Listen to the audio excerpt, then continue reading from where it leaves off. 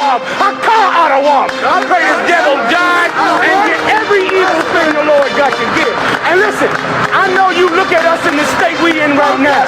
Come here, SHALAM. Come here, SHALAM. I know you look at us in the state we in right now. Black people on drugs, and we suffering and dying. And I know it seems like you can do whatever you want to this people.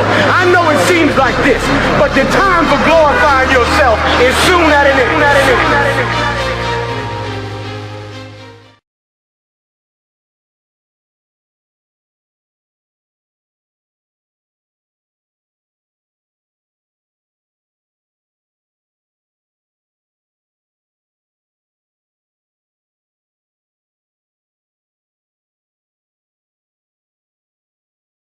Shalom, Israel. Welcome to the I.S.U.P.K in Miami, Florida. Today, we're coming here on topic about the Trail of Tears. And we're doing the topic Trail of Tears because we're reading out of the Bible in Psalms 137 to show you that the Bible has that same identical topic in Psalms 137. Read that for me, Hebrew. Let us show them. Psalms 137. And we prove everything that we talk about. By the rivers of Babylon they sat down, yet we wept.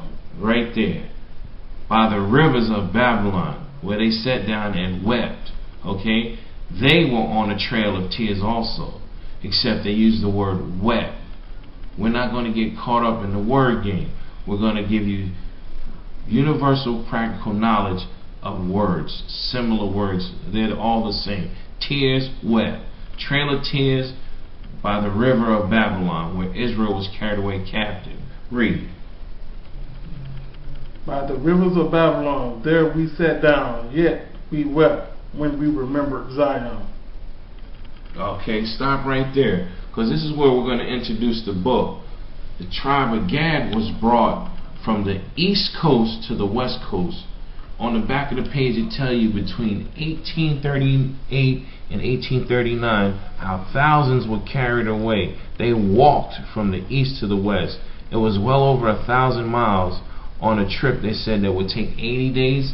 Took 8 months. Okay? Took almost a year, and many died. Let's go into that.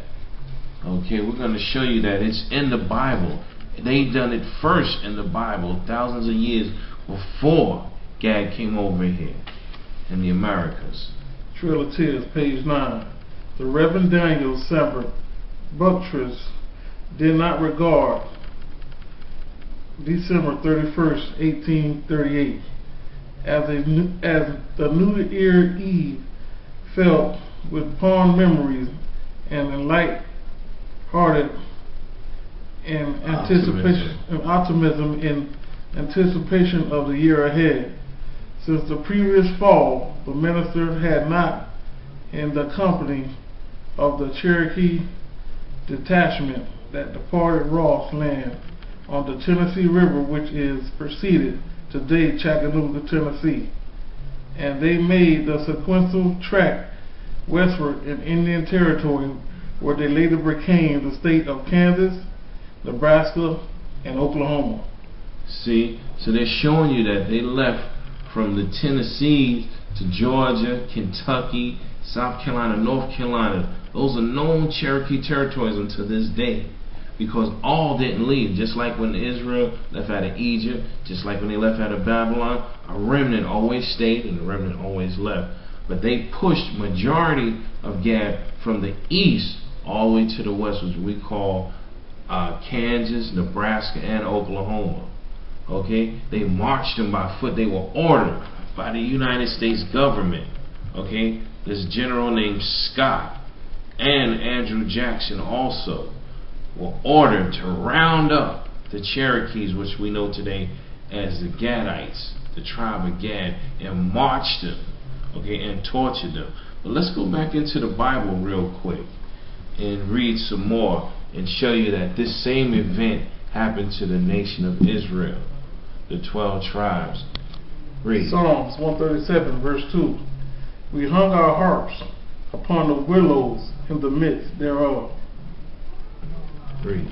For there are they that carried us away captive, requiring us A song. And see right there, they carried us captive. They carried Israel away captive and required them a song. The same thing right here in the Trail of Tears. What do you think? They were just talking to each other, trying to figure out what are they doing? No, the United States Army was torturing them and being ugly towards them and telling them to be mirth, meaning be happy, you wretched people, and sing a song. Sing that old song from Zion. They wanted to hear Gad sing his songs of joy. But what did the scriptures say? Read. And they that wasted us, requiring us mirth, saying. Mirth, meaning telling them, don't hang your head, be happy, hold your head up and be happy, we're taking you out your home and your land. This is the evil man that does this. Read. Sing us one of those songs of Zion. We sang the Lord's song in a strange land. If I forget thee, O Jerusalem, let my right hand forget thy cunning. Okay, and they was requiring Gad to sing a song, the same way they was requiring them while they were marching in captivity in Babylon.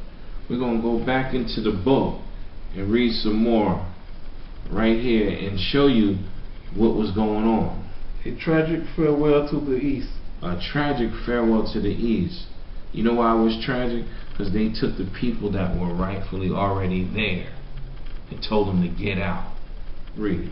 In 1828, Andrew Jackson was elected President of the United States, a fact that promised little Start good. Right there. Andrew Jackson, before he was elected President of the United States, he was a general in the United States Army.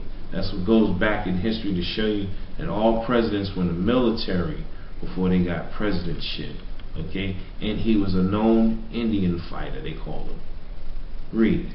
A fact that promised little good for the Cherokees and the other tribes that still remain territory east of the Mississippi. The president had previously fought alongside the Cherokees as a U.S. commander in the Creek Wars of 1813.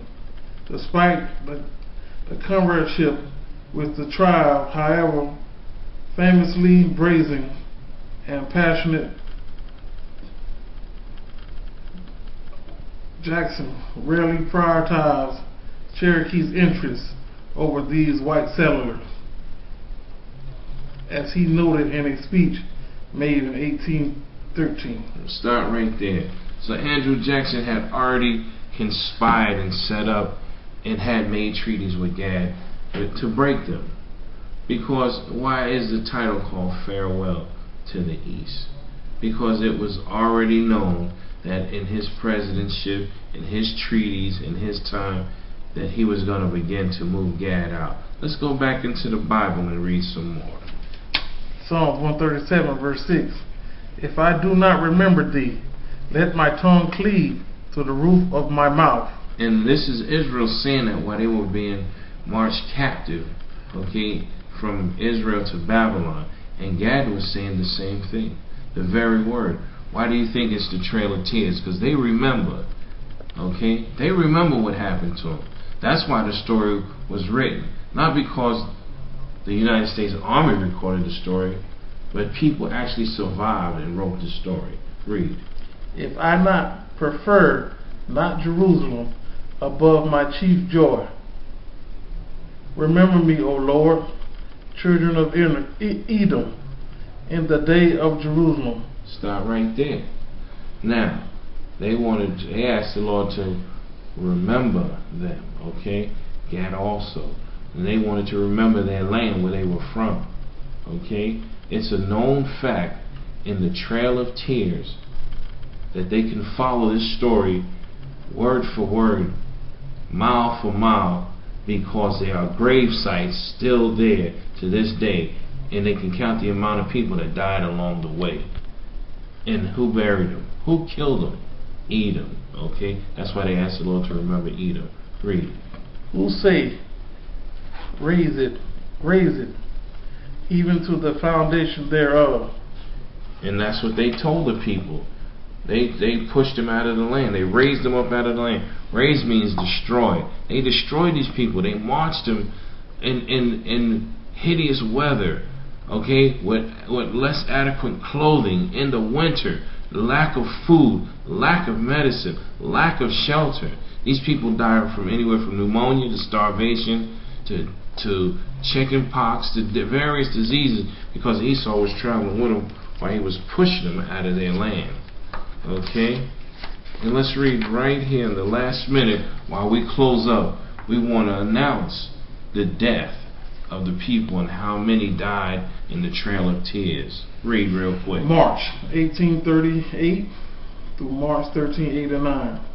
The U.S. forces under the commander of the General Whitfield Scott collected and removed between 1,400 and 1,450 It's 14,000. 14,000 Cherokees from their homes. 14,500. Approximately 4,000 died.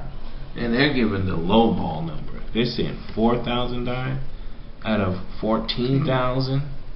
Okay, they could count the grave sites along this trail of 1,000 miles that took over 8 months through not the summer months or the spring or the light fall, but straight through the winter months, because in those territories there were mountains and they trailed along a river called Hiawassee River, just like how they were traveling along the Jordan River in Psalms 137. They marched Israel right along the river then and now. And that was Edom who did that. The so-called white man, we call him Esau, the devil. He marched the tribe of Gad all through these lands, took them out of his land. And that's our time, Israel. Shalom. When nowadays I work hard on the job, till I come cross y'all. Still like I'm a criminal.